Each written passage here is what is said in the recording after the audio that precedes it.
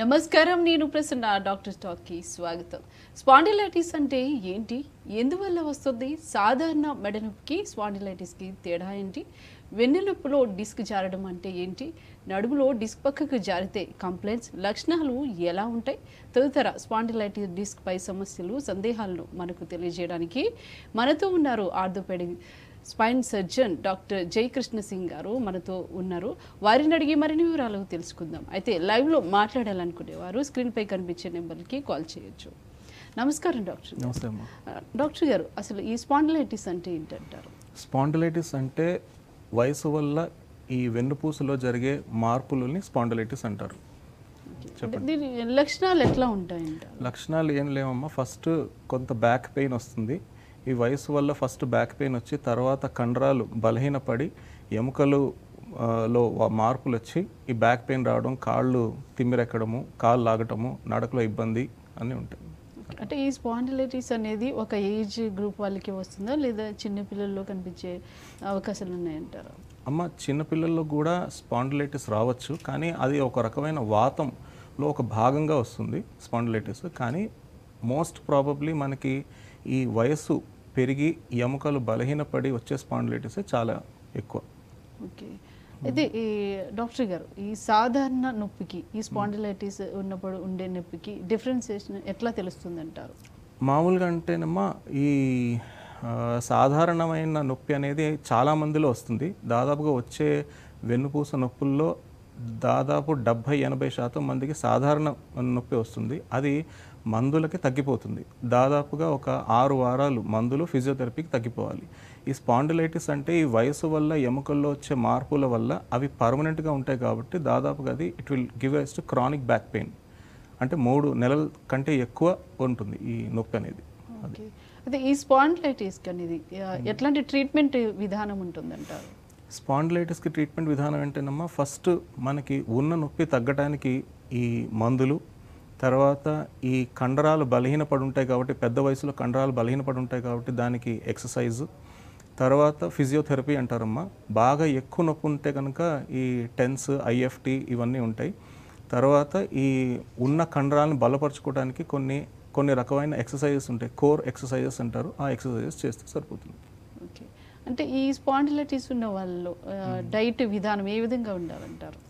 అంటేనమ్మా, spondylitis అంటే ఏంటంటే, ఐటిస్ అంటే ఇన్ఫ్లమేషన్ అన్నమాట బాడీలో.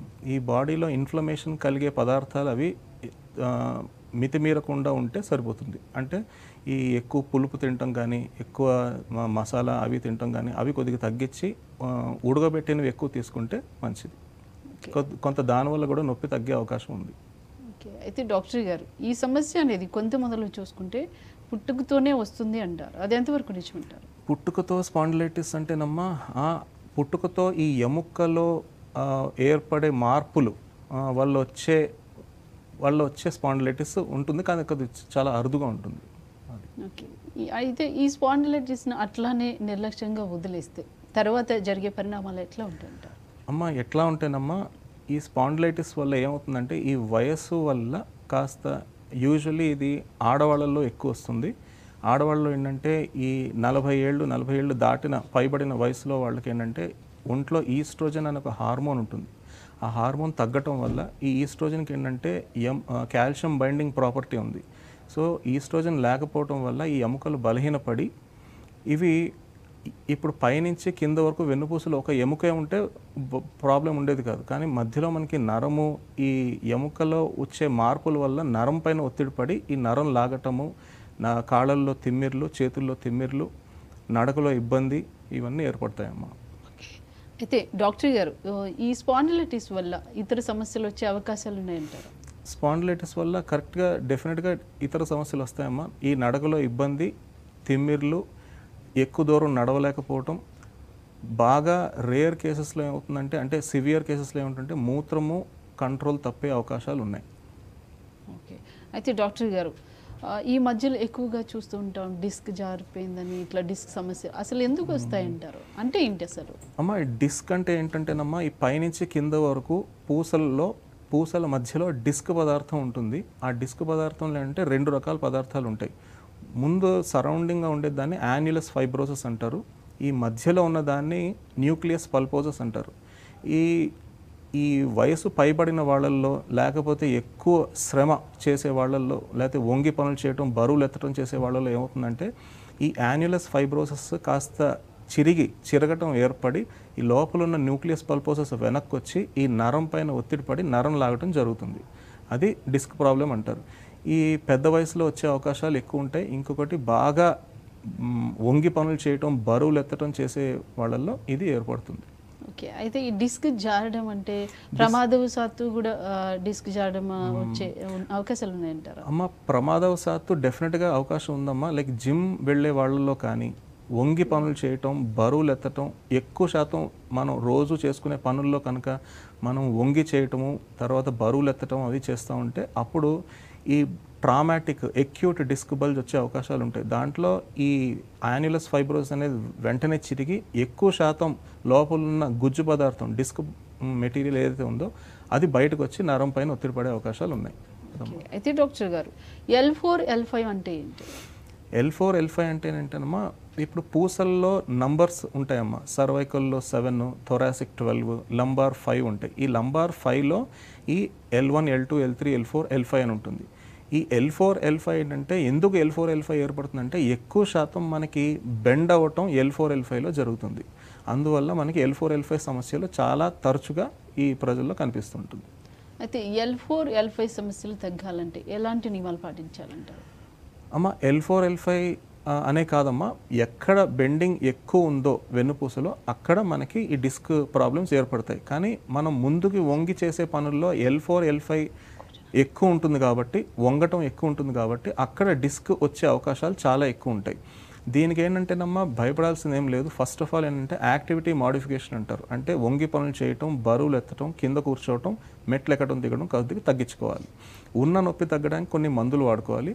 ఇప్పుడు మనం రోజు చేసుకునే పనుల్లో మన ఈ నడుంలో ఉండే కండరం బలహీనపడి ఎక్కువ శాతం స్ట్రెస్ ఈ వెన్నుపూస మీద పడటం వల్ల ఈ డిస్క్ ప్రాబ్లం వస్తుంది. సో ఎక్కువ జరగకూడదంటే మనం ఏం చేయాలంటే ఈ కండరాన్ని బలపరుచుకునే ఎక్సర్సైజెస్ ఉంటాయి, అవి కోర్ ఎక్సర్సైజెస్ అంటారు. ఆ ఎక్సర్సైజ్ చేసుకుంటే సరిపోతుంది. అయితే డాక్టర్ గారు, ఈ నడుములో చూసుకుంటే ఈ డిస్క్ అనేది పక్కకి జరిగినప్పుడు ఎలాంటి లక్షణాలు అనేవి ఆ వ్యక్తిలో మనకి కనిపిస్తాయంటారు? అంటేనమ్మా, ఎప్పుడైనా సరే మనకి ఈ డిస్క్ అనేది పక్కకి జరిగితే ఏమవుతుందంటే ఫస్ట్ సివియర్ బ్యాక్ పెయిన్ వస్తుందమ్మా. ఈ సివియర్ బ్యాక్ పెయిన్ ఈ డిస్క్ ఆ పక్కన ఉన్న నరం పైన ఒత్తిడి చేయటం వల్ల ఆ నరము కాళ్ళల్లోకి సప్లై చేస్తుంది కాబట్టి మొత్తం కాళ్ళు లాగటము, తర్వాత కాళ్ళు తిమ్మిరెక్కటము. ఇంకోటి, ఈ డిస్క్ ఎంత డిస్క్ అయితే బయటకు వచ్చిందో దాని తీవ్రత బట్టి ఉంటుంది. కొంతమందిలో నడక కూడా ఎక్కువ దూరం నడవలేకపోవడం, ఇంకా సివియర్ అయితే మూత్రం కూడా కంట్రోల్ తప్పే అవకాశం ఉంటుంది. ఓకే, అయితే డిస్క్ ప్రొలాప్స్ వల్ల అంటే ఏంటి డాక్టర్ గారు? ఈ డిస్క్ ప్రొలాప్స్ అంటే ఇదేనమ్మా, మనం ఇందాక మాట్లాడుకున్నట్టు ఈ యాన్యులస్ ఫైబ్రోసిస్ అనే పార్ట్ ఉంటుంది డిస్క్లో, అది చిరిగి ఆ డిస్క్ లోపల ఉన్న గుజ్జు పదార్థం బయటికి రావడాన్ని మనం డిస్క్ ప్రొలాప్స్ అంటాం. ఈ డిస్క్ ప్రొలాప్స్ వల్ల ఈ నరం పైన ఒత్తిడి పడి ఈ నరం లాగటము, నరం తిమ్మిరెక్కటం, కాలు తిమ్మిరెక్కటం, చేతులు తిమ్మిరెక్కటం ఇవన్నీ జరుగుతుంది. ఓకే, అయితే దీనికి ఏ విధమైన ట్రీట్మెంట్ ఉంటుంది? వీటికి ఎట్లా గుర్తిస్తారంటారు? అమ్మ, దీనికి ట్రీట్మెంట్ అంటే ఎట్లా ఉంటుందంటేనమ్మా, మామూలుగా ఎక్యూట్ డిస్క్ బల్జ్కి మనకి యూజువల్గా మందులకి తగ్గే అవకాశాలు చాలా ఎక్కువ ఉన్నాయి. సో మందులు అంటే ఉన్న ఈ నొప్పిని మనము పెయిన్ కిల్లర్స్, తర్వాత పెయిన్ మాడిఫైయర్స్ అంటారు అవి, తర్వాత కొన్ని ఎక్సర్సైజెస్ ఉంటాయి, ఆ ఎక్సర్సైజ్ చేసుకుంటే తగ్గిపోతుంది, ప్రాబ్లం ఉండదు. తర్వాత దీన్ని ఎట్లా గుర్తిస్తారంటే ఫస్ట్ మనం చేసుకోవాల్సింది ఏంటంటే ప్రిలిమినరీగా పేషెంట్ మన దగ్గరకు వచ్చినప్పుడు ఈ బ్యాక్ పెయిన్కి మనం ఒక ఎక్స్రే తీసుకోవాలి. ఈ ఎక్స్రే తీసుకున్నప్పుడు మనకి ఎక్స్రేలో డిస్క్ అయితే కనిపించదు, కానీ ఎక్స్రేలో మనకి డిస్క్ జారటం వల్ల ఏర్పడే సెకండరీ ఎవిడెన్స్ కనిపిస్తుంది. ఎట్లా అంటే డిస్క్ ఉన్న చోట ఈ డిస్క్ స్పేస్ తగ్గటం కానీ అవన్నీ కనిపిస్తుంది. సో ఒకవేళ ఆ డిస్క్ స్పేస్ తగ్గితే మనం ఒక ఎంఆర్ఐ స్కాన్ తీసుకుంటే దాంట్లో మనకి ఆ నొప్పి ఎక్కడ వస్తుంది, ఆ డిస్క్ వల్ల ఎక్కడ నరం పైన ఒత్తిడి పడుతుంది, ఎంత ఒత్తిడి పడుతుంది, దానికి మనం ఏం చేస్తే బెటర్ అనేది మనకి ఎంఆర్ఐ స్కాన్లో తెలుస్తుంది. ఓకే, అయితే డాక్టర్ గారు మాట్లాడుకునే ముందు కాలర్ లైన్లో ఉన్నారు, తీసుకుందాం. చెప్పండి. హలో. హలో, నమస్తే అండి. నమస్తే. మీ పేరు? అజయరావు. ఎక్కడి నుండి కాల్ చేస్తున్నారు? కర్నూలు. డాక్టర్ గారితో మాట్లాడండి. హలో నమస్తే రాజారావు గారు, చెప్పండి. సార్, నాకు కొంతకాలం నుంచి మొక్కలు నొప్పి బాగా వస్తున్నాయి సార్. నా వయసు 41 years. ఓకే. ఈ మధ్యన ఏంటంటే నాకు 2-wheeler డ్రైవింగ్ రాదు. ఎక్కడికి వెళ్ళినా నేను నడుచుకుంటూనే వెళ్తున్నాను, ఆఫీస్కి అయినా సరే ఎక్కడికైనా సరే. ఈ నడక ఎక్కువ వెళ్ళడం వల్ల ఏంటో తెలియట్లేదు, కాళ్ళు మొక్కలు బాగా నొప్పులు వస్తున్నాయి సార్ బాగా. ఇది మీరు ఎక్కడైనా పడ్డారా సార్? అదేం లేదు సార్. పడ్డా ఏం లేదు.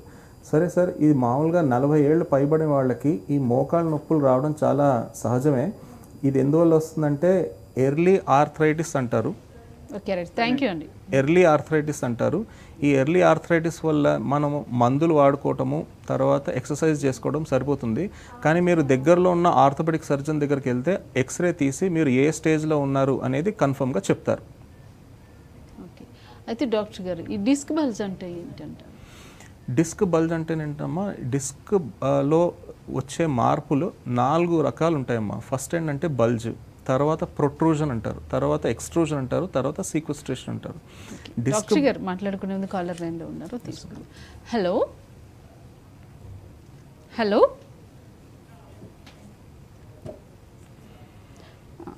కంటిన్యూ. Yes madam. 4 రకాలైన డిస్క్ ప్రాబ్లమ్స్ ఉంటాయమ్మా. ఇది తీవ్రత బట్టి ఉంటుంది. అన్నిటికంటే తక్కువ తీవ్రత ఉండేది డిస్క్ బల్జ్ అంటారు. డిస్క్ బల్జ్ అంటే ఏంటంటేనమ్మా, ఇప్పుడు డిస్క్లో ఈ నీరు శాతం తగ్గితే ఎట్లా ఉంటుందో, మనం వెయిట్ పడుతుంది, నీరు శాతం తగ్గింది. సో మనకి ఎట్లా అయితే మనము టైర్లో గాలి తగ్గితే ఎట్లాగైతే ఈ సరౌండింగ్గా ఏర్పడుతుందో బల్జ్, దాన్ని డిస్క్ బల్జ్ అంటారు. డిస్క్ బల్జ్ అంటారు. అదేంటమ్మా. డాక్టర్ గారు కాలర్ లైన్లో ఉన్నారు, తీసుకుందాం. హలో హలో హలో అండి, వినిపిస్తుందా? హలో, నమస్తే మా మీ పేరు? హలో, చెప్పండి. టీవీ వాల్యూమ్ తగ్గించాలండి. మాట్లాడేవి. నమస్తే, మా పేరు? హలో, టీవీ వాల్యూమ్ తగ్గించాలి. టీవీ వాల్యూమ్ తగ్గించాలి. హలో, డాక్టర్ గారితో మాట్లాడండి. మీకు కావాలంటే మాట్లాడేది.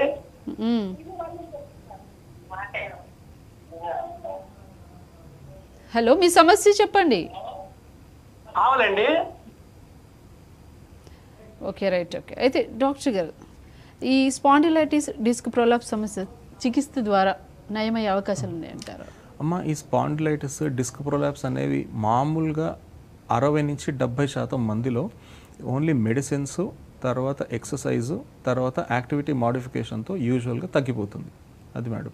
ఇంకా మిగతా తీవ్రత బట్టి మనము దాన్ని ఎంఆర్ఐ తీసుకుని ఏ నరం పైన ఎంత ఒత్తిడి ఉంది దాన్ని బట్టి మనము తర్వాత ఇంజెక్షన్ ఇవ్వటం కానీ లేదంటే సర్జికల్గా మనం దాన్ని నివారించుకోవచ్చు. అంటే ఈ స్పాండిలైటిస్ కానీ డిస్క్ ప్రాబ్లమ్స్ కానీ సర్జరీ వరకు వెళ్ళాలి అంటే ఎలాంటి కేసెస్లో మీరు సర్జరీ వరకు వెళ్ళే అవకాశాలు ఉన్నాయంటారు? అంటేనమ్మా, ఇప్పుడు ఎట్లా ఉంటుందంటే మనకి ఫస్ట్ మనకి డిస్క్ ప్రొలాప్స్ జరిగింది. డిస్క్ ప్రొలాప్స్ జరిగి కాలు లాగుతుంది, విపరీతంగా కాలు లాగటము వల్ల మనం మందులు ఇస్తాం. మందులు ఇచ్చిన తర్వాత కనీసం మనం 6 వారాలు వెయిట్ చేయాలి. 6 వారాలు మందులు, ఫిజియోథెరపీ చేసుకోవాలి. ఈ 6 వారాల్లో కనుక ఈ ఉన్న నొప్పి తగ్గి మామూలుగా పేషెంట్ తనంతట తాను చేసుకునే పనులు కనుక చేసుకోగలుగుతుంటే మనం కంటిన్యూ చేసుకుంటే యూజువల్లీ తగ్గిపోతుంది. కానీ ఈ 6 వారాలు మందులు వాడే క్రమంలో కనుక ఈ కాళ్ళు బాగా లాగటం కానీ, కాళ్ళు తిమ్మిర్లు ఎక్కువడం కానీ, కాళ్ళు చచ్చుబడటం కానీ ఏమైనా జరిగితే మాత్రం మనం యూజువల్గా ఆపరేషన్ వైపు పేషెంట్ని ఒప్పించడానికి ఉంటుంది. అది. ఓకే, డాక్టర్ గారు కాలర్ లైన్లో ఉన్నారు, తీసుకుంటాం. హలో హలో, నమస్తే అండి, మీ పేరు? మీ పేరు ఏ గంగాభవాని, కావలి. మాట్లాడండి, డాక్టర్ గారితో మాట్లాడండి. నమస్తే సార్. సార్ నమస్తే సార్. నమస్తే సార్, చెప్పండి సార్. సార్ నమస్తే సార్. నమస్తే అండి, చెప్పండి. ఏ గంగాభవాని. చెప్పండి సార్, మీ ప్రాబ్లం చెప్పండి సార్. సార్ ఇప్పుడు వెన్నెముకలో లాస్ట్ లో ఉండేటువంటి భాగం సార్ నొప్పి, విపరీత నొప్పి వస్తుంది సార్. ఓకే సార్ మీరు టీవీ వాల్యూమ్ తగ్గించాలండి. తగ్గించాను సార్. కాళ్ళు లాగటం ఏమైనా జరుగుతుందా సార్? Hello sir. కాళ్ళు తగ్గించాను సార్. మీ సమస్య చెప్పండి డాక్టర్ గారు. వయసు 55 సంవత్సరాలు. 50 సంవత్సరాలు సార్. ఆ వైర్ పట్టుకొని కింద పడతారు. ఈ వెన్నెముక దెబ్బతింది సార్ అలాగా. ఓకే. హలో చెప్పండి అమ్మా, చెప్పండి సార్. వెన్నెముక దెబ్బతింది సార్. అది లాస్ట్ లో వెన్నెముక లాస్ట్ చూడండి సార్. అవును. 85 అది విపరీతమైన నొప్పి, నడవలేదు ఎక్కువ దూరం. అది సార్ ప్రాబ్లం. సరే sir. Okay right, thank you అండి. సార్ మీరు చెప్పిన దాన్ని బట్టి చూస్తే నాకు ఏమనిపిస్తుందంటే మీకు వెన్నుపూసలో ఈ పడటం వల్ల ఈ పూస ఏదైనా లో ఫ్రాక్చర్ ఏదైనా ఏర్పడి ఈ నరం పైన బాగా ఒత్తిడి పడటం వల్ల ఎక్కువ దూరం నడవలేకపోవడం, కాళ్ళు తిమ్మిరెక్కడం అది జరుగుతుంది. మీరు ఏం చేయాలంటే దగ్గరలో ఉన్న ఆర్థోపెడిక్ స్పైన్ సర్జన్ దగ్గరికి వెళ్తే ఎక్స్రే, ఎంఆర్ఐ రెండూ తీసి నరం పైన ఏమైనా ఒత్తిడి ఉందా తెలుసుకొని దానికి సరిపడా ట్రీట్మెంట్ చేస్తారు. మామూలుగా ఇట్లాంటి వాళ్ళల్లో ఏంటంటే నరం పైన బాగా ఒత్తిడి ఉంటే మాత్రం మనము నరాన్ని ఫ్రీ చేసే ఆపరేషన్ ఒకటి, ఇంకోటి బాగా ఫ్రాక్చర్ అయితే మాత్రం ఎముకల్ని ఫిక్స్ చేసే సర్జరీ చేయాల్సి వస్తుంది. ఓకే. అయితే డాక్టర్ గారు, ఈ స్పాండిలైటిస్లో కానీ డిస్క్ ప్రాబ్లమ్స్లో కానీ సర్జరీ చేసే ముందు పేషెంట్ ఎలాంటి జాగ్రత్తలు తీసుకోవాలంటారు? అమ్మ, అన్నిటికంటే ఇంపార్టెంట్ ఏంటంటేనమ్మా ఆపరేషన్ ముందు పేషెంట్ మొబిలిటీ ఎట్లా ఉంది అది చూసుకోవాలి. అంటే పేషెంట్ ఎంత దూరం నడవగలుగుతున్నాడు అది మనం ముందు అసెస్ చేసుకోవాలి. దాన్ని క్లాడికేషన్ డిస్టెన్స్ అంటారు. క్లాడికేషన్ డిస్టెన్స్ ఎంత ఉంది చూసుకోవాలి. రెండోది ఏంటంటే మనకి ఓవర్ వెయిట్ ఏమైనా ఉన్నారా పేషెంట్స్ అది చూసుకోవాలి. ఎందుకంటే ఆపరేషన్ తర్వాత కూడా మనం వెయిట్ ఖచ్చితంగా వెయిట్ తగ్గే ఇది ఉంటుంది. ఒకవేళ వెయిట్ ఎక్కువ ఉంటే కనుక మనము లోపల చేసే ట్రీట్మెంట్ వల్ల నరం పైన ఫ్రీ చేసే ట్రీట్మెంట్ వల్ల ఈ వెయిట్ ఎక్కువ ఉండటం వల్ల ఎక్కువ శాతం స్ట్రెస్ ఈ ఆపరేటెడ్ ఏరియా మీద పడి మళ్ళీ పేషెంట్కి ఇబ్బంది వచ్చే అవకాశం ఉంటుంది. ఇట్లాంటి వాళ్ళల్లో బాగా వెయిట్ ఎక్కువ ఉన్న వాళ్ళల్లో రీసర్జరీ మళ్ళీ ఆపరేషన్ వచ్చే అవకాశాలు ఎక్కువ ఉంటాయి. అయితే డాక్టర్ గారు, సర్జరీ తర్వాత పేషెంట్ అనేది ఎలాంటి జాగ్రత్తలు తీసుకోవాలంటారు? అమ్మ, మేము ఏం చేస్తామంటేనమ్మా సర్జరీ తర్వాత ఏం చేస్తామంటే పేషెంట్కి కొన్ని ఆపరేషన్ వల్ల మనము కొంత యాంటీబయాటిక్స్ అవి పెట్టాల్సి వస్తుంది. ఆపరేషన్ వల్ల పెయిన్ తగ్గించడానికి కొన్ని పెయిన్ కిల్లర్స్ అవి వాడాల్సి ఉంటుంది. తర్వాత ఆపరేషన్ బట్టి కొన్ని ఆపరేషన్స్లో మనము ఆపరేషన్ అయిన వెంటనే 2 రోజులకే పేషెంట్ నడిపించేస్తాము.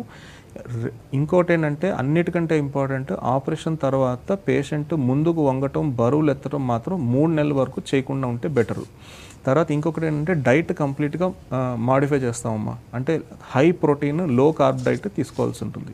అదమ్మా. ఓకే. అయితే డాక్టర్ గారు, సర్జరీ తర్వాత పేషెంట్ అనేది ఎన్ని రోజులకి వాళ్ళు తిరిగి మళ్ళీ నార్మల్ లైఫ్ని లీడ్ చేయగలుగుతారంటారు? అంటేనమ్మా ఆపరేషన్ బట్టి ఉంటుందమ్మా. అది ఒకవేళ డిస్క్ తీసి నరాన్ని ఫ్రీ చేసే ఆపరేషన్ అయితే కనుక 2 రోజుల్లోనే పేషెంట్ మంచిగా లేచి నడవటము, వాష్రూమ్ యూజ్ చేసుకోవడం, మెట్లు ఎక్కడం దిగడం అన్నీ చేస్తారు. కానీ అన్నిటికంటే ఇంపార్టెంట్ ఏంటంటేనమ్మా మనం డిస్క్ తీసే క్రమంలో మనం ఈ వెనకాల నడుంలో ఉండే కండరాలని కాస్త పక్కకి జరిపి లోపలికి వెళ్ళాల్సి వస్తుంది. దానివల్ల ఈ కండరాలు కొంత ఎంతగా డ్యామేజ్ అయ్యే అవకాశం ఉంటుంది. దాని నుంచి మళ్ళీ కోలుకోవడానికి దాదాపుగా 3 months పడుతుంది. సో దీనికి పేషెంట్ ఏంటంటే వంగి పనులు చేయటం, బరువులు ఎత్తడం, కింద కూర్చోవడం, మెట్లు ఎక్కడం దిగడం చేయకుండా ఉంటే బెటర్. తర్వాత యూజువల్గా పేషెంట్స్ ఏంటంటే అమ్మ 2 వారాల తర్వాత మేము కుట్లు తీయడానికి పిలిపిస్తాం. పిలిపించినప్పుడే పేషెంట్ తనంతట తాను ఓపీడీకి వచ్చి కుట్లు తీసుకుని మళ్ళీ వెళ్ళిపోతారు. ఏం ప్రాబ్లం ఉండదు. అయితే డాక్టర్ గారు, సర్జరీ అనేది పెద్ద విషయమే, కానీ ఏజ్డ్ పీపుల్లో ఇలాంటి సర్జరీలు చేయడం వల్ల వాళ్ళకి కాంప్లికేషన్స్ ఏం రావంటారా? అంటేనమ్మా ఆపరేషన్ చేసే ప్రక్రియ అనేది మనకి యంగ్ అడల్ట్లో అయినా లేకపోతే ఓల్డ్ పీపుల్ అయినా ఆల్మోస్ట్ ఒకటే ఉంటుంది. బట్ ఓల్డ్ పీపుల్ ఏంటంటే మనకి ఎముకల్లో మార్పులు ఏర్పడి కాస్త ఎముకలు బలహీనపడి ఉంటాయి. దానికి మనకి స్పెషల్ ఇన్స్ట్రుమెంటేషన్ ఉంటుంది, స్పెషల్ స్క్రూస్ ఉంటాయి, సిమెంట్ స్క్రూస్ ఉంటాయి, కొన్ని అట్లాంటి సెపరేట్ స్క్రూస్ ఉంటాయి, అవి వాడాల్సి ఉంటుంది. అన్నిటికంటే ఇంపార్టెంట్ అంటే పెద్ద వయసులో ఉన్న వాళ్ళు ఆపరేషన్ తర్వాత ఇప్పుడు ఏదైతే చెప్పానో తొందరగా మేము మొబిలైజ్ చేస్తామని చెప్పి ఇన్ బెడ్ మొబిలైజ్ చేస్తాం కానీ పేషెంట్ వెంటనే లేచి నడవటం అవన్నీ కొద్దిగా లేట్ చేస్తాం. లేట్ చేసి ఈ వెనకాల ఉన్న కండరాలని బాగా బలపరచడానికి మనం ఫిజియోథెరపీ అవి చేసుకోవాల్సి ఉంటుంది. ఇంకోటి ఎముకను బలపరిచే మెడిసిన్స్, టాబ్లెట్స్ ఉంటాయి, కొన్ని ఇంజెక్షన్స్ కూడా ఉంటాయి. దానివల్ల మనకి ఏంటంటే ఎముకను బలపడి ఏవైతే మనం ఇంప్లాంట్స్ అవి వేసామో దాన్ని గట్టిగా పట్టుకునేటట్టు మేము చేసి పంపిస్తాం. అది ఓకే. అయితే ఈ స్పైనల్ కార్డ్ అనేది స్ట్రాంగ్గా ఉండాలంటే ఎలాంటి ఫుడ్ తీసుకోవాలి, లేదంటే ఎలాంటి నియమాలు పాటించాలి? అన్నిటికంటే ఇంపార్టెంట్ ఏంటంటేనమ్మా ఎక్సర్సైజ్, ఇంకొకటి మొబిలైజేషన్. అంటే ఇప్పుడున్న కాలంలో మనకి ఏంటంటే ఈ సెడెంటరీ లైఫ్ స్టైల్ అందరికీ అలవాటు అయిపోయి ఎవ్రీథింగ్ అంటే క్లిక్ ఆఫ్ ఎ బటన్ వస్తుంది మనకి. సో మనకి ఏంటంటే అరే మనం ఏదైనా తెచ్చుకోవాలంటే కాస్త నడక చాలా ఇంపార్టెంట్ అమ్మ. రోజు కనుక నడిస్తే కనుక మనకి వెనకాల బ్యాక్ మజిల్లో టోన్ మంచిగా ఏర్పడి మనకి మనం ఏదైనా పనులు చేసేటప్పుడు ఎక్కువ శాతం స్ట్రెస్ వెనకాల ఉన్న కండరం తీసుకుని తక్కువ స్ట్రెస్ స్పైన్కి ఇస్తుంది. ఒకవేళ కండరం వీక్ ఉందనుకోండి ఎక్కువ శాతం స్ట్రెస్ స్పైన్ తీసేసుకుంటుంది. సో దానివల్ల ఈ స్పైన్ దెబ్బతినే అవకాశం ఉంది. సో మనం వెనకాల ఉన్న కండరాన్ని కనుక మనం బలపరుచుకుంటే కనుక మనం ఎక్కువ శాతం స్ట్రెస్ ఏదైతే ఉందో మనం రోజు చేసుకునే పనుల్లో, తర్వాత అప్పుడప్పుడు ఏదైనా మనం బట్టిగా వెయిట్ ఎత్తాల్సి రావచ్చు, దానివల్ల కూడా కండరం ఎక్కువ స్ట్రెస్ తీసుకొని తక్కువ స్ట్రెస్ స్పైన్కి ఇస్తుంది. సో దానివల్ల మనకి స్పైన్ పైన డ్యామేజ్ అయ్యే అవకాశాలు తక్కువ ఉంటాయి. సో దాన్ని బట్టి చూస్తే మనకి ఎక్సర్సైజ్ చాలా ఇంపార్టెంట్, వాకింగ్ ఇంపార్టెంట్, తర్వాత జిమ్లో కొన్ని స్ట్రెంగ్త్ ట్రైనింగ్ అంటారు, ఆ స్ట్రెంగ్త్ ట్రైనింగ్ చేసుకుంటే మనకి వెనకాల ఉన్న కండరాల్లో బలం ఏర్పడి ఈ స్పైన్ పైన తక్కువ స్ట్రెస్ పడుతుంది. అయితే డాక్టర్ గారు, చాలా మందికి ఉండే అలవాటు పడుకునేటప్పుడు ఒక సైడ్కి ఇట్లా బెండ్ అయి పడుకోవడం అట్లా చేస్తుంటారు. అలాంటి వాళ్ళకి ఫ్యూచర్లో చిన్నపిల్లలు ఇంకేస్ అలవాటు ఉంటే ఎదిగిన తర్వాత వాళ్ళకి ఈ స్పైనల్ కార్డ్ అనేది బెండ్ అయ్యే అవకాశాలు ఉన్నాయంటారు? అమ్మ అట్లా జరగడం చాలా చాలా అరుదు. మోస్ట్లీ అట్లా జరగకపోవచ్చు. ఎందుకంటే చిన్నపిల్లలు అంటే పిల్లలు పుట్టక ముందు కూడా ఈ యూటరస్లో ఆ ఫ్లెక్షన్ యాటిట్యూడ్లోనే ఉంటారు, అర్థమవుతున్నాం. సో దానివల్ల ఈ ఎముకల్లో ఏర్పడటం అనేది చాలా చాలా చాలా అరుదు. అట్లా ఏర్పడే అవకాశాలు చాలా తక్కువ. ఓకే. అయితే డాక్టర్ గారు, చాలా మందిలో చూస్తుంటాం, చిన్న పిల్లల్లో చూసుకుంటే గూనె ఎక్కువగా కొంతమందిలో కనిపిస్తూ ఉంటుంది. దానికి రీజన్స్ ఏంటంటారు? అమ్మ గూనెని మనము కైఫోసిస్ అంటామమ్మా. ఈ గూనెలో ఏంటంటే చిన్నపిల్లల్లో ఏంటంటే ఈ ఎముకలు సరిగ్గా ఏర్పడకపోవటం వల్ల వచ్చే ఈ గూనె వస్తుందమ్మా. దానికి ఏంటంటే కంజెనిటల్ కైఫోసిస్ అంటారు. అది ఒక సెపరేట్ సూపర్ స్పెషాలిటీ, అంటే స్కోలియోసిస్ సర్జరీ అంటారు. సో దానికి కూడా మనం ఈ కాలంలో దానికి కూడా మనం స్ట్రైట్ చేసే సర్జరీస్ ఉన్నాయి, చేస్తారమ్మా, ఇక్కడ కూడా చేస్తారు. అంటే ఇది పెద్దవాళ్ళు కూడా వచ్చే అవకాశాలు ఉన్నాయి? పెద్దవాళ్ళు కూడా వస్తాయమ్మా. యూజువల్గా వచ్చేది పెద్దవాళ్ళు, అంటే అడాలసెంట్ ఏజ్ గ్రూప్, అంటే అరౌండ్ 15-18 ఇయర్స్, అప్పుడు టీనేజ్ వయసులో వస్తుంది. ఎందుకంటే ఆ టీనేజ్ వయసులో ఏమవుతుందంటేనమ్మా గ్రోత్ ఫాస్ట్ ఉంటుంది. ఈ గ్రోత్ ఫాస్ట్గా ఉండటం వల్ల ఏదో చిన్న వయసులో వచ్చే ఈ గూనె ఫాస్ట్గా ఉండటం వల్ల ఎక్కువ బయటపడుతుంది అనమాట. సో ఆ ఏజ్లో పేషెంట్ హాస్పిటల్కి వస్తారు, ఎందుకంటే ఎక్కువ గూనె ఏర్పడుతుంది కాబట్టి హాస్పిటల్కి వస్తారు. సో దాన్ని మనము స్క్రూ రాడ్స్, తర్వాత కొన్ని బ్రేసెస్ వల్ల కానీ మనం దాన్ని స్ట్రైట్ చేసే అవకాశం ఉంది. అయితే డాక్టర్ గారు, హైట్ ఉన్న వాళ్ళు చూసుకుంటే మనం ఆ పిల్లలు ఇట్లా బెండ్ అయి నడుస్తూ ఉంటారు, దానికి రీజన్స్ ఏంటంటారు? అమ్మ బెండ్ అయి నడవటానికి ఒకటే రీజన్ అమ్మా. దానికి ఏంటంటే కండరాలు బలహీనపడటం వల్లే ఈ బెండ్ అయి నడుస్తారు, అంత ప్రాబ్లం ఏం లేదు. మనం ఏంటంటే ఈ హైట్ ఉన్న వాళ్ళల్లో ఏంటంటే కొన్ని సిండ్రోమ్స్ ఉన్నాయి. దాంట్లో హైట్ ఎక్కువ ఉన్న వాళ్ళల్లో ఈ గూన్ వస్తుంది. దాంట్లో ఏంటంటే వెనకాల ఉన్న కండరాలని మనం బలపరుచుకుంటే కనుక మళ్ళీ నార్మల్గా సెట్ అయ్యే అవకాశం. వీటికి ఎలాంటి ట్రీట్మెంట్ ఉంటుంది అంటారు? మెడిసినా ఇట్లా? యూజువల్లీ ఒకటేమో మెడిసిన్ అమ్మ, రెండోది ఫిజియోథెరపీ, వెనకాల కండరాన్ని మనం బలపరుచుకోవటం, అంతేనమ్మా దానికి. అంటే వీళ్ళలో అలా బెండ్ అయ్యే అవకాశం రాకుండా ఉండాలంటే ఏ ఏజ్లో ట్రీట్మెంట్ తీసుకోవాలంటారు?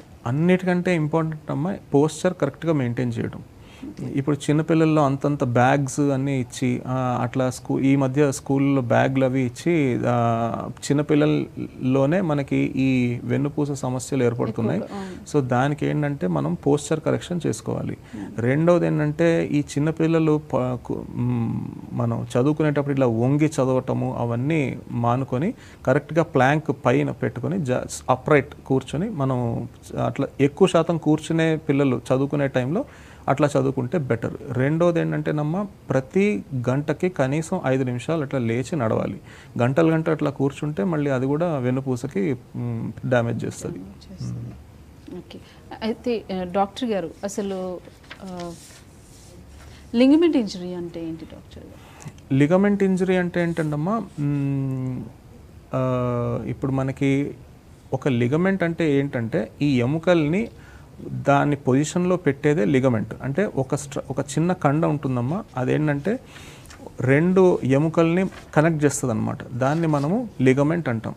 అది మోస్ట్లీ ఏంటంటేనమ్మా స్పోర్ట్స్ ఇంజరీ చేసే వాళ్ళల్లో, స్పోర్ట్స్ ఆడే వాళ్ళల్లో అది ఆ లిగమెంట్ ఇంజరీ జరిగే అవకాశాలు ఎక్కువ. అయితే దీనికి ట్రీట్మెంట్ ఏ విధంగా ఉంటుంది అంటే? ఇప్పుడు దీనికి ట్రీట్మెంట్ ఏంటంటేనమ్మా అది ఎక్కడ అయింది లిగమెంట్ ఇంజరీ దాన్ని బట్టి ఉంటుంది. యూజువల్లీ ఏంటంటే అది మోకాల్లో జరుగుతుంది. దానికి ఏంటంటే మనం ఇన్వెస్టిగేట్ చేసి ఎక్స్రే తీసి ఎంఆర్ఐ తీసి ఏ లిగమెంట్ ఎంత డ్యామేజ్ అయిందో చూసుకుని, ఒకవేళ పార్షియల్ అయితే ఎక్సర్సైజ్, తర్వాత కంప్లీట్ అయితే కనుక మనము స్కోపీ సర్జరీ అంటారు, ఆర్థ్రోస్కోపిక్ సర్జరీ అంటారు, అది చేసుకునే అవకాశం ఉంది. అయితే డాక్టర్ గారు ఆర్థరైటిస్ అంటే ఏంటి డాక్టర్ గారు? ఆర్థరైటిస్ అంటే ఏంటమ్మా జాయింట్లో జరిగే మార్పులని మనం ఆర్థరైటిస్ అంటామమ్మా, అంతే. అది ఇన్ఫెక్షన్ అవ్వచ్చు, ఇన్ఫ్లమేటరీ అవ్వచ్చు, లేకపోతే డీజనరేటివ్ అవ్వచ్చు. డీజనరేటివ్ అంటే వయసు వల్ల వచ్చే మార్పుల వల్ల కూడా ఆర్థరైటిస్ వస్తుంది. అదమ్మా. అంటే వీటి క్వాలిటీస్ లక్షణాలు ఎలా ఉంటాయంటారు? దీని లక్షణాలు ఎట్లా ఉంటాయంటేనమ్మా, ఇది మోస్ట్లీ ఆర్థరైటిస్ అంటే ఇప్పుడు నేను ఇక్కడ మాట్లాడేది వయసు వల్ల వచ్చే ఆర్థరైటిస్ గురించి చెప్తాను ఫస్ట్. ఈ వయసు వల్ల వచ్చే ఆర్థరైటిస్లో ఎట్లా ఉంటుందంటమ్మా, పొద్దున్నే లేస్తూనే మోకాళ్ళ నొప్పులు స్టార్ట్ అవుతాయి. మోకాళ్ళ నొప్పులు స్టార్ట్ అయ్యి కాస్త దూరం నడిచిన తర్వాత, లేకపోతే కాస్త సేపు నడిచిన తర్వాత కాస్త అవి మెరుగుపడతాయి. మళ్ళీ సాయంత్రం ఏదైతే ఉందో మళ్ళీ నొప్పులు రావడం మొదలవుతుంది. అది మోకాళ్ళ నొప్పులు, మోకాళ్ళ ఆర్థరైటిస్ వల్ల వచ్చే లక్షణాలు. అయితే మరి దీనికి ట్రీట్మెంట్ ఏ విధంగా ఉంటుంది? దీనికి ట్రీట్మెంట్ అదేనమ్మా, దీనికి ట్రీట్మెంట్ ఎట్లా ఉంటుందంటే దాదాపు 80% మందిలో దీనికి మెడిసిన్స్, ఫిజియోథెరపీ, అంటే మోకాళ్ళలో ఆర్థరైటిస్ వస్తే కనుక మోకాళ్ళకి సంబంధించిన కొన్ని ఎక్సర్సైజులు ఉంటాయి. ఆ ఎక్సర్సైజ్లు క్వాడ్రిసెప్స్ ఎక్సర్సైజ్ అంటారు, యాక్టివ్ నీ రేంజ్ ఆఫ్ మోషన్ ఎక్సర్సైజ్ అంటారు. ఆ ఎక్సర్సైజులు చేసుకోవడం ఉంటే మనకి యూజువల్గా తగ్గిపోతుంది. తర్వాత ఏమవుతుందంటే బాగా సివియర్ ఆర్థరైటిస్ వచ్చిందనుకోండి, దానికి ఏంటంటే మనం మోకాళ్ళ లోపల ఇంజెక్షన్స్ ఇవ్వడం కానీ, లేదంటే కొన్ని ఆస్టియాటమీస్ అంటాం. మోకాళ్ళలో కాస్త వంకర్ వస్తే కనుక దానికి స్ట్రైట్ చేయడానికి కొన్ని ఆస్టియాటమీస్ ఉంటాయి. తర్వాత ఇంకా బాగా ఎక్కువ ఆర్థరైటిస్ ఉంది అంటే కనుక అప్పుడు మోకాళ్ళ మార్పిడి ఆపరేషన్ చేసుకునే అవకాశం ఉంది. అదమ్మా. ఓకే, అయితే ఈ ఆర్థరైటిస్ అనేది పెద్దవాళ్ళు వస్తుందా లేదా చిన్నపిల్లల్లో కూడా వచ్చే అవకాశాలు ఉన్నాయమ్మా. చిన్నపిల్లల్లో వచ్చే ఆర్థరైటిస్ ఏంటంటే మనకి ఈ వాతం వల్ల వచ్చే ఆర్థరైటిస్ చిన్నపిల్లల్లో వస్తుంది, దాన్ని జూనైల్ రూమటైడ్ ఆర్థరైటిస్ అంటారు. తర్వాత పెద్దవాళ్ళల్లో వచ్చే ఆర్థరైటిస్ అంటే డీజనరేటివ్ ఆర్థరైటిస్. మోస్ట్లీ ఆర్థరైటిస్ అనేదమ్మా ప్రతి ఒక్కళ్ళలో వస్తుంది, కానీ అది మనము ఎంత సెడెంటరీ లైఫ్ స్టైల్ ఉన్నామో అంత తొందరగా వస్తుంది. మనం సెడెంటరీ లైఫ్ స్టైల్ లేదనుకోండి, మనం యాక్టివ్గా ఉన్నామంటే ఈ ఆర్థరైటిస్ కాస్త లేట్గా వస్తుంది, అంతే. ఓకే, అయితే డాక్టర్ గారు ఈ ఆర్థరైటిస్ అనేది పెద్దవాళ్ళలోనూ చిన్నవాళ్ళలోనూ కనిపిస్తుంది. ట్రీట్మెంట్ విధానం అనేది ఇద్దరికి ఒకేలా ఉంటుందంటారా? రెండిటిలోనమ్మా ఇప్పుడు చిన్నపిల్లల్లో అది జూనైల్ రూమటైడ్ ఆర్థరైటిస్ కాబట్టి దానికి సరిపడా వేరే మందులు ఉంటాయమ్మా, డిసీజ్ మాడిఫైయింగ్ యాంటీ రూమాటిక్ డ్రగ్స్ అంటారు, అవి వాడుకోవాల్సి ఉంటుంది. తర్వాత అన్నిటికంటే ఇంపార్టెంట్ ఆర్థరైటిస్లో యాక్టివ్గా ఉండాలి. రెస్ట్ తీసుకుంటే ఆర్థరైటిస్ ప్రోగ్రెస్ అవుతుంది. సో పెద్దవాళ్ళల్లో కూడా మనకి మందులు, physiotherapy and active life style ఉంటే సరిపోతుంది. ఓకే, అయితే ఈ ఆర్థరైటిస్కి సర్జరీ అవసరం పడుతుందంటారా? ఆర్థరైటిస్కి సర్జరీ అంటేనమ్మా మనకి అది ఏ గ్రేడ్లో ఉంది దాన్ని బట్టి ఉంటుందమ్మా. అది గ్రేడ్ 1, గ్రేడ్ 2 అంటారు, అంటే 4 గ్రేడ్స్ ఉంటాయమ్మా. గ్రేడ్ 1, గ్రేడ్ 2 అంటే యూజువల్లీ మెడిసిన్స్, ఫిజియోథెరపీ అండ్ మోకాళ్ళలో ఇంజెక్షన్స్ ఉంటాయి. ఆ ఇంజెక్షన్స్ అంటే ఈ కాలంలో కొన్ని ఇంజెక్షన్స్ ఉన్నాయి, ప్లేట్లెట్ రిచ్ ప్లాస్మా ఇంజెక్షన్స్ అంటారు, అవి కూడా మనం ఇస్తాం. గ్రేడ్ 1, గ్రేడ్ 2కే ఇవ్వాలి. గ్రేడ్ 3 వచ్చేసరికి ఈ పిఆర్పి ఇంజెక్షన్లు ఏమీ మనకి పెద్దగా ఉపశమనం ఇవ్వవు. సో దానికి ఏంటంటే మనము పేషెంట్ నొప్పిని బట్టి మనం మోకాళ్ళ లోపలికి నొప్పి తగ్గించే ఇంజెక్షన్లు కొన్ని ఉంటాయి, అదొకటి. తర్వాత ఆస్టియాటమీ అనే చిన్న సర్జరీస్ ఉంటాయి. సివియర్ ఆర్థరైటిస్ అయితే మాత్రం మనము మోకాళ్ళ మార్పిడి ఆపరేషన్ చేసి రావాల్సి ఉంటుంది. అయితే డాక్టర్ గారు ఈ ఆర్థరైటిస్ ఉన్న వాళ్ళు ఎలాంటి జాగ్రత్తలు పాటించాలంటారు? అన్నిటికంటే ఇంపార్టెంట్ ఏంటంటమ్మా, ఈ మోకాళ్ళ ఆర్థరైటిస్ ఉన్న వాళ్ళు మోకాళ్ళు పూర్తిగా బెండ్ చేసి కూర్చోవటం కానీ, వంగి పనులు చేయటం కానీ, బరువులు ఎత్తడం కానీ, ఈ మెట్లు ఎక్కడం దిగడం కొద్దిగా తగ్గించుకోవాలి. ఆ జాగ్రత్తలు పాటించుకోవాలి. తర్వాత మోకాళ్ళకి సరౌండింగ్గా ఉండే మసిల్స్ ఉంటాయి కదా, వాటిని మనం బలపరుచుకుంటే మోకాళ్ళ ఆ నొప్పుల నుంచి మనం తొందరగా బయటపడవచ్చు. ఓకే. అయితే డాక్టర్ గారు, ఈ సమస్య ఉన్న వాళ్ళు ముఖ్యంగా చూసుకుంటే ఆహార విషయంలో ఎలాంటి నియమాలు పాటించాలంటారు? అన్నిటికంటే ఇంపార్టెంట్ ఏంటన్నమ్మా, ఇప్పుడు కొత్తగా వచ్చే ట్రెండ్, దాన్ని మనము యాంటీ ఇన్ఫ్లమేటరీ డైట్ అంటారు. ఇప్పుడు మోకాళ్ళ ఆర్థరైటిస్ అంటే ఏంటన్నమా, అది కూడా ఇన్ఫ్లమేషనే. ఐటిస్ అంటే ఇన్ఫ్లమేషన్, అంటే ఇన్ఫ్లమేషన్ బాడీలో ఉండే ఇన్ఫ్లమేషన్ బట్టి ఎక్కువ ఇన్ఫ్లమేషన్ ఉందనుకో తొందరగా ఆర్థరైటిస్ వస్తుంది. యాంటీ ఇన్ఫ్లమేటరీ డైట్ అంటే ఏంటంటే మసాలాలు, పులుపు అంతా తగ్గించి మనము ఉడకబెట్టినవి, ఆకుకూరలు, కూరగాయలు, తర్వాత హై ప్రోటీన్ తీసుకుంటే ఈ మన డైట్లో కార్బ్ కంటెంట్ బాగా తగ్గించి ప్రోటీన్ కంటెంట్ బాగా పెంచి తర్వాత మనము ఎక్కువ శాతం మనము ఉడకబెట్టినవి తీసుకుంటే మనం ఈ ఆర్థరైటిస్ ఉన్న పెయిన్ దాదాపుగా ఒక 20-30% డైట్ వల్లే తగ్గే అవకాశం ఉంది. ఓకే. డాక్టర్ గారు మాట్లాడుకున్నది కాలర్ లైన్లో ఉన్నారు, తీసుకుందాం. హలో హలో హలో, నమస్తే అండి, మీ పేరు? నా పేరు నాగమల్లేశ్వరి అండి. డాక్టర్ గారితో మాట్లాడండి. నమస్తే అమ్మా. నమస్తే సార్. చెప్పండి అమ్మా. నాకు బాగా కాళ్ళు నొప్పులు, పాస్ ఎక్కువ నడుస్తున్నాయి. అది మామూలుగా షుగర్ తీసుకుంటే లేదన్నారు. బీపీ అయితే ఉంది. మీ వయసు ఎంతమ్మా? నాకు 40 దాటుతాయండి. 40 దాటితే. ఏం చేస్తుంటారు మీరు? నేను ఇంటికాడే ఉంటా. ఇంట్లో చేసుకునే పనులు? ఇంట్లో చేసుకునే పనులు చేసుకుంటా. సరే అమ్మా. ఓకే, రైట్, థ్యాంక్ యూ అండి. అమ్మ, మీకు ఎట్లా ఉంటుందంటే ఈ 40 వయసు దాటిన వాళ్ళకి, ముఖ్యంగా ఆడవాళ్ళలో ఏమవుతుందంటే ఈ కొంత హార్మోనల్ చేంజెస్ ఉంటాయమ్మా. ఎట్లాగైతే మనకి ఈ ఆడవాళ్ళల్లో 40 ఏళ్ళు దాటిన తర్వాత మెనోపాజ్ అనేది ఒకటి ఉంటుంది. అంటే సైకిల్స్, పీరియడ్స్ స్లోగా తగ్గటము, ఇవన్నీ జరుగుతాయి. పీరియడ్స్ తగ్గిపోవడం వల్ల ప్రాబ్లమ్స్ వస్తాయి. 100% వస్తుందమ్మా. పీరియడ్స్ తగ్గిపోవటం వల్ల దాదాపు 40-45 ఏజ్ ఉంటుంది చూసారా, ఆ టైంలో మనకి పీరియడ్స్ తగ్గి మన ఒంట్లో ఈ హార్మోనల్ చేంజెస్ ఏర్పడి ఈస్ట్రోజన్ అనే ఒక హార్మోన్ ఉంటుంది. ముఖ్యంగా ఆడవాళ్ళు ఈస్ట్రోజన్ హార్మోన్ ఉంటుంది. ఈ ఈస్ట్రోజన్ హార్మోన్ తగ్గిపోవడం వల్ల ఈస్ట్రోజన్కి ఏంటంటే కాల్షియం బైండింగ్ ప్రాపర్టీ ఉంది. సో ఈస్ట్రోజన్ తగ్గిపోవడం వల్ల కాల్షియం పోతుంది. సో దానివల్ల ఈ ఎముకలు పల్చబడి జాయింట్స్ తొందరగా అరిగిపోవటము ఇవన్నీ ఏర్పడుతుంది. ముఖ్యంగా ఇది ఆడవాళ్ళల్లో అబోవ్ 40-45 ఇయర్స్ పోస్ట్ మెనోపాజ్లో జరిగే అవకాశాలు ఎక్కువ. దానికి ఏంటంటే మనము మందులు వాడటము, ఫస్ట్ దగ్గరలో ఉన్న ఆర్థోపెడిక్ సర్జన్ దగ్గరికి వెళ్తే మనం ఏ స్టేజ్లో ఉన్నాం, మోకాళ్ళ నొప్పులు ఏ స్టేజ్లో ఉన్నాయి అనేది తెలుసుకొని దానికి ఏ గ్రేడ్ ఉందో దానికి బట్టి మనం ట్రీట్మెంట్ చేసుకోవాల్సి ఉంటుంది. అంటే ఈ ఆడవాళ్ళు మెయిన్ వచ్చే ఈ సమస్యలకు సంబంధించి ముందుగానే ముందు నుంచే అట్లాంటి ప్రాబ్లం రాకూడదు అనుకుంటే ఎలాంటి జాగ్రత్తలు పాటించాలి? అంటే అన్నిటికంటే ముఖ్యం ఏంటంటే ఒకటి ఉంటుందమ్మా, పీక్ బోన్ మాస్ అంటారు. ఈ పీక్ బోన్ మాస్ అనేది యూజువల్గా ఆడవాళ్ళల్లో 30-35 ఏళ్ళకు ఉంటుంది. అంటే పీక్ బోన్ మాస్ అంటే ఒక్క ఆడవాళ్ళని తీసుకుంటే వాళ్ళకు ఎంటైర్ లైఫ్ టైంలో హయ్యెస్ట్ కాల్షియం అనేది 30-35 ఏళ్ళలోనే ఉంటుంది.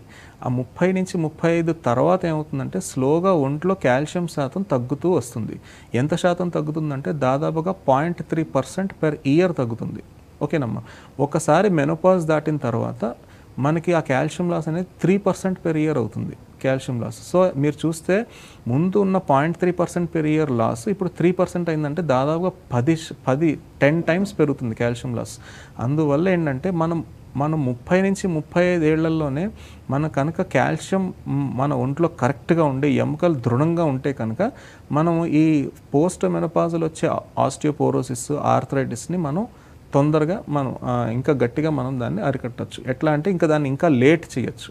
అయితే మరి వీటికి ఎట్లాంటి టెస్టులు చేయించుకోవాలంటారు లేడీస్ ముఖ్యంగా చూసుకుంటే? దీనికి ఏంటంటేనమ్మా, ఫస్ట్ మనం ఒంట్లో కొన్ని బ్లడ్ టెస్ట్స్ ఉంటాయి. ఫస్ట్ అంటే ఏంటన్నమ్మా, ఒకటి ఏజ్, ఏజ్ పెరిగే కొలది మనకి ఈ కాల్షియం శాతం తగ్గుతుంది. తర్వాత ఈ ఒంట్లో ఈ రక్తం కూడా ఎంత ఉందో చూసుకోవాలి. జస్ట్ బేసిక్ ఇన్వెస్టిగేషన్స్ ఉంటాయి. సో సిబిపి ఇవన్నీ చూసుకోవాలి. తర్వాత calcium, phosphorus, vitamin D levels, తర్వాత ఆల్కలైన్ ఫాస్ఫేటేజ్ అవి చూసుకోవాలి. తర్వాత ఎక్స్రే తీసి మనకి అరుగుదల ఏ గ్రేడ్లో ఉంది తెలుసుకుని దాన్ని బట్టి మనం మందులు వాడాల్సి ఉంటుంది. ఓకే డాక్టర్ గారు, మాట్లాడుకుంది కాలర్ లైన్లో ఉన్నారు, తీసుకుందాం. హలో హలో అండి, టీవీ వాల్యూమ్ తగ్గించాలి.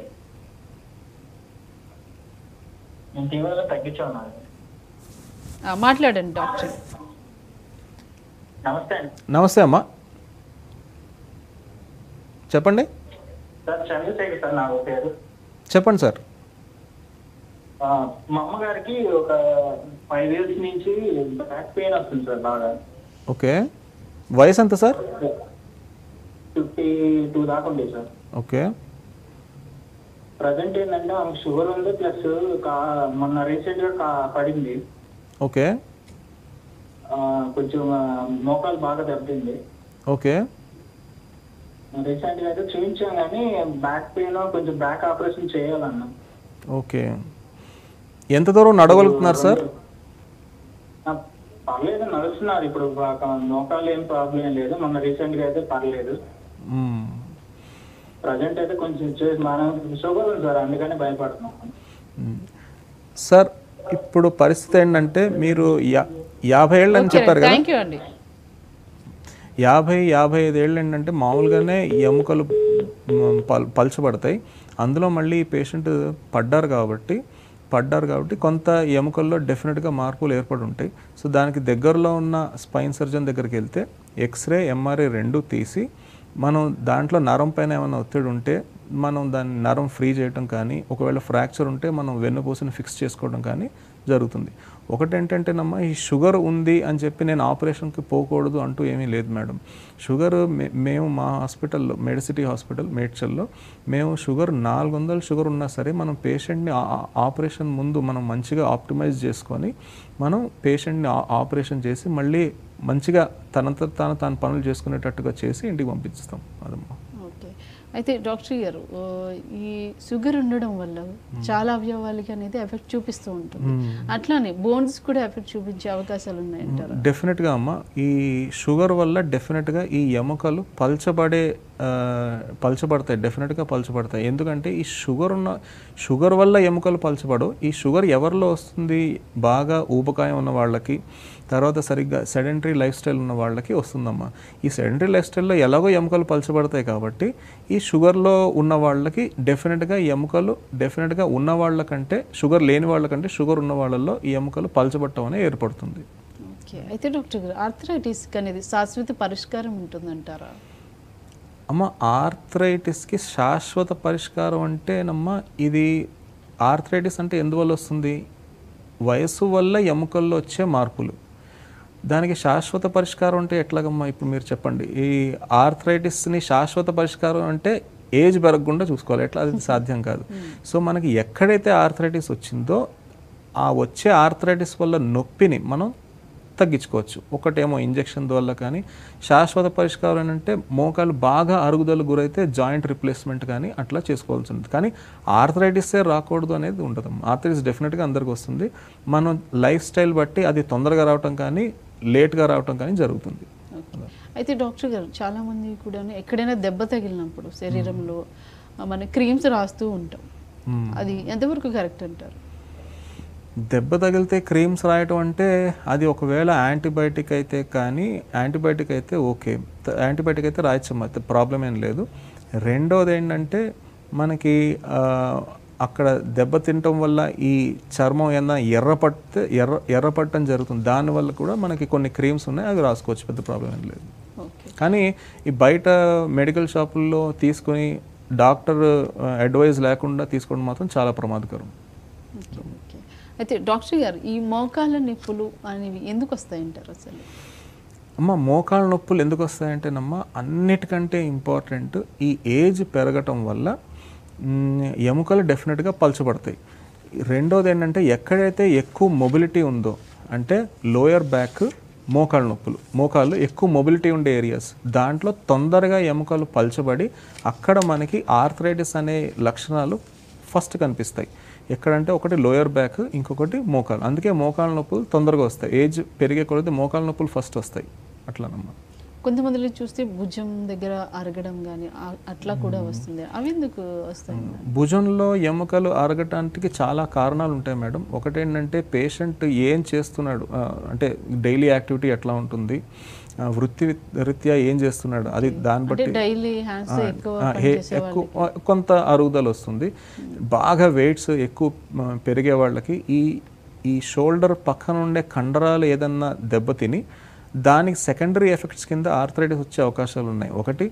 రెండేంటంటే ఈ వెన్నుపూస లోపల వచ్చే చిన్న చిన్న మార్పుల వల్ల కొన్ని ఉంటాయి, ప్రాబ్లమ్స్ ఉంటాయి. ఈ వెన్ను పాము లోపల నీరు ఏర్పడటం వల్ల సిరింగోమైలియా అంటారు, దానివల్ల కూడా ఈ షోల్డర్ ఆర్థరైటిస్ వచ్చే అవకాశాలు ఉన్నాయి. ఓకే డాక్టర్ గారు కాలర్ లైన్లో ఉన్నారు, తీసుకుందాం. హలో హలో, నమస్తే అండి. ఏమండి? నమస్తే అండి. నమస్కారం అండి, నా పేరు సంజ. చెప్పండి మేడం. ఏం లేదండి, నాకు ఒళ్ళు ఎన్ని నొప్పులు. ఓకే, ఎప్పటి నుంచి అమ్మా? కీళ్ళ నొప్పులా అంటే అన్నారండి, కుటుంలో చూసుకునే. ఓకే, ఎప్పటి నుంచి అమ్మా ఇట్లా? దానివల్ల ఇప్పుడు చానాలు అయింది, ఒక 5 ఏళ్ళు అయింది నాకు గర్భసంచి తీసేసి. మీ వయసు ఎంతమ్మా ఇప్పుడు? నా వయసు 50 వచ్చి ఉంది. ఓకే, సరే. దానివల్ల ఎప్పుడు ఒళ్ళు నొప్పులు, జ్వరం ఉండద్దు ఉండిద్దండి. ఒళ్ళు షుగర్ ఉంది, ఈ మధ్యలో షుగర్ వచ్చింది. సరే అమ్మా. ఈ అరికాళ్ళు ఇవన్నీ తిమ్మిర్లు బాగా, దానివల్ల ఎలర్జీ వస్తుంది బాగా, తలనొప్పి, నిద్ర పట్టదు, నరాలు కందులు పట్టుకుపోతుంది. ఇదేందో ఇటువంటి ఒకటి చాలు, వెనక ఈ ఏనుగు పట్టి అంతా పోదు. దానివల్ల ఇవన్నీ నొప్పులు, ఈ తిమ్మిరెక్కి మొద్దు పారిపోయేది ఇవన్నీ, చేతులు కాళ్ళు. అయ్యే నాకు ఎక్కువగా నొప్పులే ఇబ్బంది. సరే వరకు మొద్దు పారిపోదు అమ్మా. ఒళ్ళు నా స్వాధీనంలో ఉండట్టు ఉండదండి. సరే అండి. ఓకే, థ్యాంక్ యూ అండి. అమ్మ, ఈ పేషెంట్ ఏంటంటే దాదాపుగా 55 సంవత్సరాలని చెప్పారు. 25 సంవత్సరాల క్రితం ఈమెకి గర్భసంచి తీసేశారు. మామూలుగా చూడండి, నేను ఇందాక చెప్పిన ప్రకారంగా ఈ 40-45 ఏళ్ల తర్వాత ఎట్లాగైతే మెనోపాజ్ వస్తుందో ఈ పేషెంట్కి 30 ఏళ్ల నుంచే మెనోపాజ్ స్టార్ట్ అయింది. ఎందువల్ల అంటే గర్భసంచి తీసేశారు కాబట్టి. ఈ గర్భసంచి తీయటం వల్ల ఒంట్లో ఏర్పడే లక్షణాలు అంటే మామూలుగా ఈ పీరియడ్స్ ఆగిపోతాయి కదమ్మా. 55 ఏళ్ళ తర్వాత పీరియడ్స్ ఆగిపోవడం వల్ల మెనోపాజ్ అని వస్తుంది. ఈ మెనోపాజ్ అనేది ఈ పేషెంట్కి 30 ఏళ్ళ నుంచే మొదలైంది కాబట్టి తొందరగా ఈ ఎముకలు అరగటం స్టార్ట్ అయిపోయింది. 30 ఏళ్ళ నుంచే స్టార్ట్ అయిపోయింది. అంటే దాదాపుగా ఇప్పటికి 25 సంవత్సరాలు అయిపోయింది. అంటే నార్మల్గా 75 సంవత్సరాల్లో పేషెంట్ ఎట్లా ఉన్నారో ఇప్పుడు 55 ఏళ్ళకే పేషెంట్ అట్లా కనిపిస్తున్నారు. సో ఇప్పుడు ఏంటంటే పరిస్థితి, ఇప్పుడు ఉన్న నొప్పి తగ్గించుకోవటం, ఎముకను బలపరచుకోవటం, తర్వాత ఎక్సర్సైజ్ చేసుకోవటం, తర్వాత వెయిట్ రిడక్షన్ చేసుకోవటం, ఫిజియోథెరపీ చేసుకోవటం, ఇవన్నీ పార్ట్ ఆఫ్ ద ట్రీట్మెంట్ అమ్మా. రెండోది ఏంటంటే ఇదేదో 1-2 మందులు, 1 వారం మందులు వాడుకుంటే సరిపోదు. మామూలుగా ఇది తగ్గాలంటే దాదాపుగా ఒక 3 నుంచి 6 నెలల పాటు మందులు వాడుకోవాల్సి ఉంటుంది. ఇప్పుడున్న దీంట్లో ఏమిటంటే కొత్త ట్రీట్మెంట్స్ వచ్చాయి, లైక్ కొన్ని ఇంజెక్షన్స్ వచ్చాయి. రోజు చిన్న ఇంజెక్షన్స్ ఉంటాయి, అవి చేసుకోవటం వల్ల దాదాపుగా మీకు 3 నుంచి 6 నెలల్లోనే మన ఎముక బోన్ మాస్ మంచిగా పెంచుకునే అవకాశం ఉంది. దానికి వేరే ట్రీట్మెంట్స్ ఉంటాయి. మీరు ఒక దగ్గరలో ఉన్న ఆర్థోపెడిక్ సర్జన్ దగ్గరికి వెళ్తే ఎక్స్రే, ఎంఆర్ఐ ఏదైనా తీసుకొని ఏదైతే ఎముకలు బలహీనపడినాయో దానికి సరిపడా ట్రీట్మెంట్ ఇస్తారు. ఓకే, అయితే డాక్టర్ గారు చాలామంది కూడాను ఈ మోకాలు నొప్పులు ఉన్న వాళ్ళు చూసుకుంటే భరించలేక పెయిన్ కిల్లర్స్ వేసుకుంటూ ఉంటారు. అది ఎంతవరకు కరెక్ట్ అంటారు? ఎప్పుడు ఏంటంటేనమ్మా ఫస్ట్ మోకాలు అరుగుదల జరిగింది, మనం ఏంటంటే మనం ఏ గ్రేడ్లో ఉన్నామో దానికి అప్రోప్రియేట్ ట్రీట్మెంట్ తీసుకోవాలి. సో అది గ్రేడ్ 1 గ్రేడ్ 2 అయితే కనుక మనం యూజువల్లీ మందులు, ఫిజియోథెరపీ ఆర్ మేబీ ఇంకా తగ్గకపోతే పిఆర్పి ఇంజెక్షన్స్ ఉంటాయి, అవి తీసుకుంటే సరిపోతుంది. Grade 1 grade 2. ఈ గ్రేడ్ 3 గ్రేడ్ 4లో ఏంటంటేనమ్మా ఈ ఎముకల్లో మధ్యలో ఉన్న గుజ్జు పదార్థం పూర్తిగా పోవటం వల్ల నడిచే ప్రతిసారి ఎముకలు రాసుకోవటం వల్ల తీవ్రమైన నొప్పి ఏర్పడుతుంది. ఓకేనమ్మా. సో మనకి ఏంటంటే మందులు మింగి మనం నడవలేం కదా ప్రతిసారి. సో వీళ్ళకి అప్రోప్రియేట్ ట్రీట్మెంట్ ఏంటంటే ఈ మోకాలు లోపల నొప్పి తగ్గించే ఇంజెక్షన్లు ఒకటి, రెండోది కీళ్ళ మార్పిడి ఆపరేషన్లు, అవి అప్రోప్రియేట్ ట్రీట్మెంట్. ఇట్లాంటి పేషెంట్లు మనం అప్రోప్రియేట్ ట్రీట్మెంట్కి పోక మనము మందులు మింగి ఏమవుతుందంటే దానికి వేరే సైడ్ ఎఫెక్ట్స్, ఈ కిడ్నీలు దెబ్బతింటాం, ఇవన్నీ జరుగుతుంది. సో అందుకే మోకాళ్ళు ఒకవేళ ఆర్థరైటిస్ ఏర్పడినప్పుడు దగ్గరలో ఉన్న ఆర్థోపెడిక్ సర్జన్ దగ్గరికి వెళ్తే వాళ్ళు ఏ గ్రేడ్లో ఉన్నారో తెలుసుకుని దానికి అప్రోప్రియేట్ ట్రీట్మెంట్ తీసుకోవాలి. ఓకే డాక్టర్ గారు, మాట్లాడే ముందు కాలర్ లైన్లో ఉన్నారు, తీసుకుందాం. హలో హలో నమస్తే అండి. హలో హలో నమస్తే అండి, చెప్పండి మీ పేరు. నమస్తే అమ్మా, నా వయసు 70 సంవత్సరాలమ్మా. చెప్పండి సార్. నడుము కూర్చుంటే నొప్పిగా ఉంటుందమ్మా ఎక్కువసేపు. జాతకాలు మారుదామండి. చెప్పండి సార్. నమస్తే అండి. నమస్తే అండి, చెప్పండి. నా వయసు 70 సంవత్సరాలు. ఇప్పుడు చెప్పండి సార్. కూర్చుంటే మళ్ళీ నడుము నొప్పి చేస్తానండి. ఇప్పుడు నేను పూజ చేస్తూ ఉంటాను, నచ్చుతుందండి. ఓకే. కొంచెం నడుము నొప్పి లావుగా ఉంది కాసేపు అండి. కాళ్ళు నడుస్తున్నా అయితే ఉండదు, ఎత్తులో కూర్చున్నా కానీ కూర్చుంటేనే కొంచెం నొప్పిగా నడుము లావుగా ఉంటుంది. కాళ్ళు లాగటం, కాళ్ళు తిమ్మిరెక్కటం కానీ ఏమైనా జరుగుతుందా సార్? లేదు సార్, లేదు. షుగర్ బీపీ ఏం లేవండి, ఇవన్నీ బాగానే ఉంటాయి. అదే ఇబ్బందిగా ఉంది. సరే సార్, ఇప్పుడు మీ ప్రాబ్లం చూసుకుంటే మీరు టెంపుల్లో పూజారి కాబట్టి ఎక్కువ శాతం మీరు కూర్చునే పరిస్థితి ఉంది, అంతే కదా? సో ఇట్లా కూర్చునే పరిస్థితి ఉన్న వాళ్ళల్లో కండరాలు తొందరగా బలహీనపడి ఎక్కువ శాతం స్ట్రెస్ అనేది స్పైన్ తీసుకుంటుంది. కాబట్టి మీ స్పైన్లో ఆర్థరైటిస్, స్పైన్లో వయసు వల్ల వచ్చే ఇబ్బంది, స్పాండిలోసిస్ వచ్చే అవకాశాలు కనిపిస్తున్నాయి నాకు. సో మీరు ఏం చేస్తారంటే దగ్గరలో ఉన్న ఆర్థోపెడిక్ సర్జన్ దగ్గరికి వెళ్తే వాళ్ళు ఎక్స్రే తీసి, ఎంఆర్ఐ తీసి మీ వెన్నుపూసలో ఎంత మార్పు జరిగిందో చూసుకొని దానికి అప్రోప్రియేట్ ట్రీట్మెంట్ ఇస్తారు. వీలైతే యూజువల్లీ మందులు, ఫిజియోథెరపీ చేసుకుంటే సరిపోతుంది. ఎక్కువ శాతం మీరు కూర్చోకూడదు. మీరు ప్రతి గంటకి కనీసం 5 నిమిషాలు లేచి నడుస్తూ ఉండాలి. తర్వాత మీరు వెయిట్ ఎక్కువ ఉంటే కనుక వెయిట్ తగ్గడానికి ప్రయత్నించాలి. రోజు మీరు కనీసం 1 గంట సేపు వాకింగ్ చేసుకుంటే ఈ వెనకాల కండరాలు మంచిగా బలపడి మీకు తొందరగా ఉపశమనం జరుగుతుంది. ఓకే, థ్యాంక్ యూ అండి. అయితే డాక్టర్ గారు, ఈ మానసిక సమస్యలు ఉన్న వారిలో మోకాళ్ళ నొప్పులు వచ్చే అవకాశాలు ఉన్నాయంటారా? కరెక్ట్ అమ్మా, డెఫినెట్గా మానసిక సమస్యలు ఉన్న వాళ్ళల్లో మోకాళ్ళ నొప్పులు వచ్చే అవకాశాలు చాలా ఎక్కువ అమ్మా.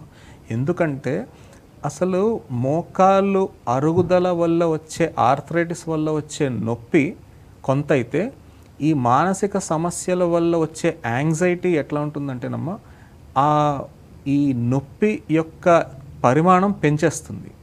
ఓకేనమ్మా. సో దానివల్ల మనము ఈ మానసిక సమస్యల్లో ఉన్న వాళ్ళకి ఈ ఆర్థరైటిస్ వల్ల వచ్చే పెయిన్ ఎక్కువ పర్సీవ్ చేస్తారు. సో దానికి ఏంటంటే మనం మానసిక సమస్య వల్ల వచ్చే కొన్ని మందులు ఉంటాయమ్మా, మానసిక సమస్యల్లో వాడే మందులు వాడుకుంటే కొంత శాతం ఈ ఆర్థరైటిక్ పెయిన్ కూడా తగ్గే అవకాశం ఉంటుంది. ఓకే, అయితే డాక్టర్ గారు, ఈ మోకాళ్ళ నొప్పులు ఉన్న వాళ్ళలో చూసుకుంటే వారు ఎలాంటి ప్రత్యేక జాగ్రత్తలు తీసుకోవాలంటారు? మోకాలు సమస్యలు ఉండే వాళ్ళు ఏంటంటేనమ్మా ఫస్ట్ చేయాల్సింది మోకాలు పూర్తిగా వంచి చేసే పనులు అవి చేయకుండా ఉండాలి. ఎట్లా అంటేనమ్మా కింద కూర్చోవటం, వంగి పనులు చేయటం, బరువులు ఎత్తటం, మెట్లు ఎక్కటం దిగడం కొద్దిగా తగ్గించుకోవాలి.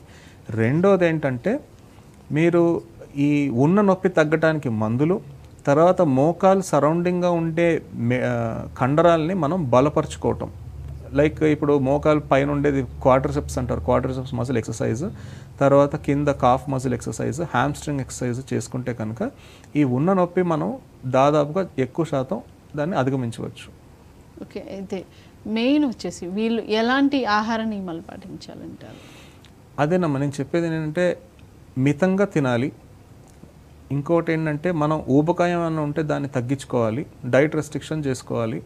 తర్వాత ఇప్పుడున్న ట్రెండ్ ఏంటంటే ఇంటర్మిటెంట్ ఫాస్టింగ్ అని ఒక ట్రెండ్ వచ్చిందమ్మా. దాంట్లో ఎక్కువ దాదాపుగా ఒక రోజులో దాదాపు 16 నుంచి 18 గంటలు తినకుండా ఉండి మిగతా టైంలో ఏంటంటే 1-2 సార్లు ఆహారం తీసుకుంటే మనకి ఈ క్యాలరిక్ ఇంటేక్ తగ్గుతుంది కాబట్టి మనకి ఈ వెయిట్ రిడక్షన్ జరిగే అవకాశం ఉంది.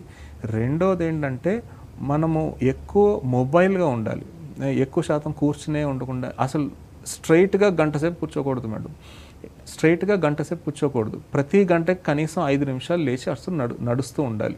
అంటే మొబైల్గా ఉండాలి. మొబైల్గా ఉంటే ఏం జరుగుతుందంటే మన జాయింట్లో ఉండే కొంత ఈ గుజ్జు పదార్థం కాస్త ఎక్కువ సెక్రేట్ అవుతుంది. ఎక్కువ సెక్రేట్ అయితే ఇప్పుడు మనకి ఈ వీల్లో ఆయిల్ ఎట్లా మనకి లూబ్రికేషన్కి ఏర్పడుతుందో అట్లా మనకి ఈ గుజ్జు పదార్థం జాయింట్ మొబిలిటీకి హెల్ప్ చేస్తుంది. సో దానివల్ల మనకి పెయిన్ తగ్గే అవకాశం ఉంది.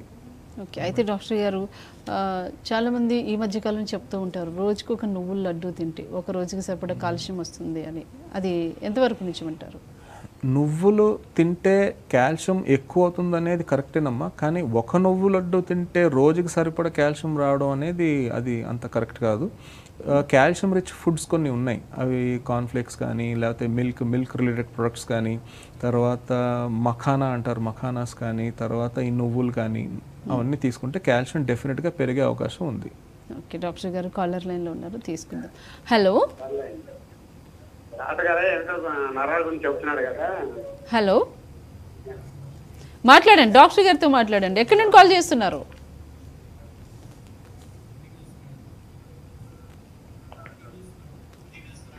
టీవీ వాల్యూమ్ తగ్గించండి. చెప్పండి సార్. హలో చెప్పండి. హలో డాక్టర్ గారండి. చెప్పండి సార్.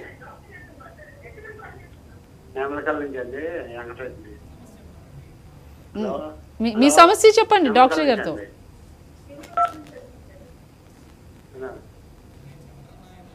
మీ సమస్య చెప్పండి సార్. Okay, right.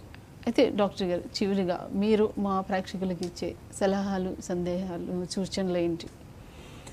అంటేనమ్మా ఫస్ట్ మనకి స్పైన్ మంచిగా ఉండాలంటే ఎక్కువ శాతం మనం మొబైల్గా ఉండాలి. కనీసం రోజు గంట సేపు వాకింగ్ అవి చేసుకోవాలి.